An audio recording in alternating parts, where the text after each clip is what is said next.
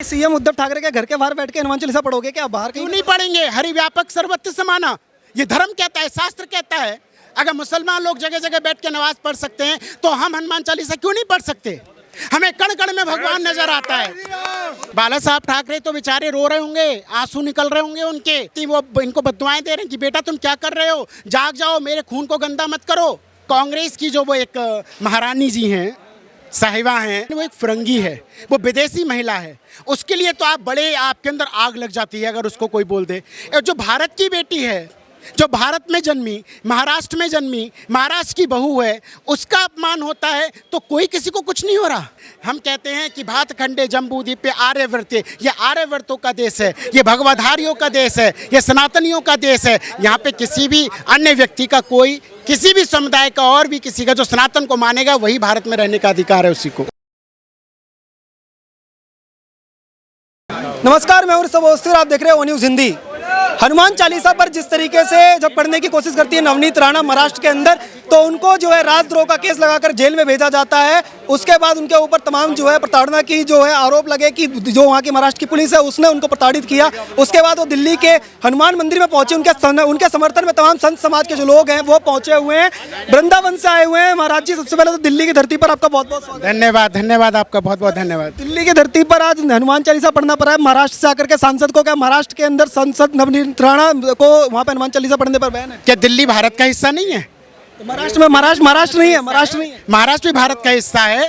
पूरा देश जो है भारत में है और ये पूरा देश अब भगवामय होने वाला है। इसलिए दिल्ली में भी हुआ, वहाँ किया तो उन्होंने जेल भिजवा दिया। अब देखते हैं यहाँ कर रहे हैं तो यहाँ पे क्या करेंगे ये लोग। दिल्ली में भी एक अजरुद्दीन बैठा हुआ है, इनको भी अकल आनी चाहिए। ये देश भगवामय देश है, ये भारतीयों का देश है और इसको अपनी संस्कृति के साथ जीने दीजिए। ये भारतीय संस्कृति शंकराचार्य जी की संस्कृति है। ये भारत के नाम पे भारत, जिसका नाम पड़ा भरत, ये जो भारत के नाम पे भारत पड़ा, ये वो भारत है। हम कहते हैं कि भात खंडे जम्बू द्वीप पे आर्यवर्ते, ये आर्यवर्तों का देश है, ये भगवधारियों का देश है, ये सनातनियों का देश है। यहाँ पे किसी भी अन्य व्यक्ति का, कोई किसी भी समुदाय का और भी किसी का जो सनातन को मानेगा वही भारत में रहने का अधिकार है उसी को। तो महाराष्ट्र में तो वो कह रहे हैं उद्धव ठाकरे की सबसे बड़े हिंदू हम हैं, हम गदाधारी हिंदू हैं। देखिए, वो गदाधारी नहीं है, वो कुछ और ही हैं। गदाधारी वो बन भी नहीं सकते। गदाधारी, गदा किसने धारण करी? गदा करी हनुमान जी ने। अगर हनुमान जी की गदा को धारण कर लेते तो वो एक भारत की बेटी को जेल में नहीं भेजते। एक बेटी को वो कहते हैं, इन्हीं के लोग, पार्टी के लोग कहते हैं कि कांग्रेस की जो वो एक महारानी जी हैं, साहिबा हैं, जिनको कहते हैं फिरंगी का अपमान हुआ, भारत की बेटी का अपमान हुआ। वो भारत की बेटी है? वो भारत की बेटी नहीं, वो एक फिरंगी है, वो विदेशी महिला है। उसके लिए तो आपके अंदर आग लग जाती है अगर उसको कोई बोल दे। जो भारत की बेटी है, जो भारत में जन्मी, महाराष्ट्र में जन्मी, महाराष्ट्र की बहू है, उसका अपमान होता है तो कोई किसी को कुछ नहीं हो रहा। तो वो कह रहे हैं कि सीएम उद्धव ठाकरे के घर के बाहर बैठ के हनुमान चालीसा पढ़ोगे क्या? बाहर क्यों नहीं पढ़ेंगे? हरि व्यापक सर्वत्र समाना, ये धर्म कहता है, शास्त्र कहता है। अगर मुसलमान लोग जगह जगह बैठ के नमाज पढ़ सकते हैं तो हम हनुमान चालीसा क्यों नहीं पढ़ सकते? हमें कण कण में भगवान नजर आता है। सड़कों पर नमाज तो सालों से होती है। अरे तो हनुमान चालीसा भी सालों से होता है, लेकिन ये लोग हमारे सनातन के ऊपर प्रहार करते हैं और जो प्रहार करेगा सनातन पे, वो हनुमान जी की गदा उसको ऐसा उठाएगी। हनुमान जी ने लंका में आग लगाई थी, आपको पता है? अब महाराष्ट्र में भी आग लगने वाली है, लंका में आग उनकी। जिस तरीके से वो सनातन धर्म के साथ खिलवाड़ कर रहे हैं वो नहीं होने देगा और इसकी सजा हम नहीं देंगे। आग लगाने के लिए आरएसएस बीजेपी वाले कह रहे घुसे हुए हैं, इसकी सजा हम नहीं देंगे, ये देगा हनुमान, ये देगा। आप अगर सनातन धर्म के साथ खिलवाड़ करेंगे, हनुमान चालीसा पढ़ने नहीं देंगे तो हनुमान जी आपको बताएंगे कि आप भारत के हैं ही नहीं। आपकी विचारधारा पाकिस्तानी विचारधारा हो चुकी है। शिवसेना को कहते हैं किसी को हिंदुत्व सीखने की जरूरत नहीं है, हम सबसे बड़े हिंदू हैं और आरएसएस बीजेपी वाले हमारी सरकार गिराने के लिए साजिश। वो मैं अब आपकी बात बड़ी अच्छी आपने कही। बाला साहब ठाकरे जब तक जिंदा थे तब तक सच में वो भारत के सर्वोच्च हिंदू थे।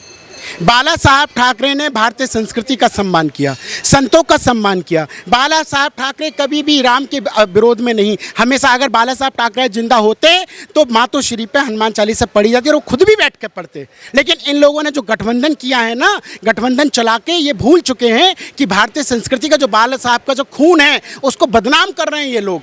इनको बाला साहब के सम्मान में अब कहना चाहिए। मैं इनको आपके चैनल के माध्यम से कहना चाहता हूं, उद्धव ठाकरे जी कृपया करके, आप योग्य व्यक्ति हैं, आप ऐसे खूनी, आपके अंदर उस व्यक्ति का खून है जो देश के लिए मरा है, जिसने हिंदुत्व की बात की, जिसने राष्ट्र की बात की है। आप कृपया करके नवनीत राणा को माफ़ी मांगिए और उनके साथ बैठ के मातोश्री पे खुद अपने घर में हनुमान चालीसा का पाठ, सुंदरकांड का पाठ कराइए। मैं खुद आके सुंदरकांड का पाठ करूंगा आपके यहाँ के। जब से उद्धव ठाकरे इस तरह की राजनीति कर रहे हैं, तमाम लोग ये सवाल उठा रहे हैं, कह रहे हैं राज ठाकरे जो हैं वो असली आदर्श फॉलो कर रहे हैं बाला साहब ठाकरे के। आपको भी लगता है? देखिए, मैं इसमें कुछ नहीं कहूँगा। कभी कभी तो राज ठाकरे भी राजनीति करते हैं, मौसम के हिसाब से बदलते हैं। वो मौसम के साथ बदलते हैं। हालांकि राज ठाकरे जी को थोड़ा ध्यान देना चाहिए। अगर सच में वो हिंदुत्ववादी बात करते हैं तो कभी वो हमारे उत्तर भारतीयों के ऊपर अपराध करते हैं, उत्तर भारतीयों को महाराष्ट्र में रहने नहीं देते, तो वो गलत करते हैं। अब अगर वो उनको लगा कि नवनीत राणा और रवि राणा अपना हिंदुत्व के लिए, सनातन के लिए लड़ाई लड़ रहे हैं, तो अब इनके साथ हो लें, बहती गंगा में हाथ धो लें, तो ये नहीं होगा। अगर उन्हें आना है तो हम पूरी तरह से जो है उनके भाई का, उद्धव ठाकरे जी के, राज ठाकरे जी का हम अभिनंदन करते हैं, स्वागत करते हैं। सनातन संस्कृति के साथ अगर हनुमान जी के साथ जुड़ना है, धर्म के साथ जुड़ना है, तो तन मन के साथ जुड़िए, रंग बदलने वाली राजनीति मत कीजिए। साहब ठाकरे की एक वीडियो आपने देखी होगी जिसमें वो कहते हैं कि हमारी सरकार अगर आएगी तो लाउड स्पीकर जो है वो भी हटाए जाएंगे मस्जिदों से, सड़कों पर नमाज भी बंद की जाएगी। तो क्या उनकी सरकार जब आ गई तो आज वो भी शर्म उनको आ रही होगी कि हमारी सरकार हटा नहीं पा रही? बाला साहब ठाकरे तो बेचारे रो रहे होंगे, आंसू निकल रहे होंगे उनके, इनको बद्दुआएं दे रहे होंगे उद्धव ठाकरे को। ये बद्दुआओं का ही असर है। बाला साहब ऊपर से आशीर्वाद नहीं दे रहे हैं। आशीर्वाद देते तो इनको दुआएं मिलती, वो इनको बद्दुआएं दे रहे हैं कि बेटा तुम क्या कर रहे हो, जाग जाओ, मेरे खून को गंदा मत करो। बाला साहब ठाकरे ऊपर से देख रहे हैं, इसीलिए आज ये महाराष्ट्र की राजनीति ऐसी नहीं होती।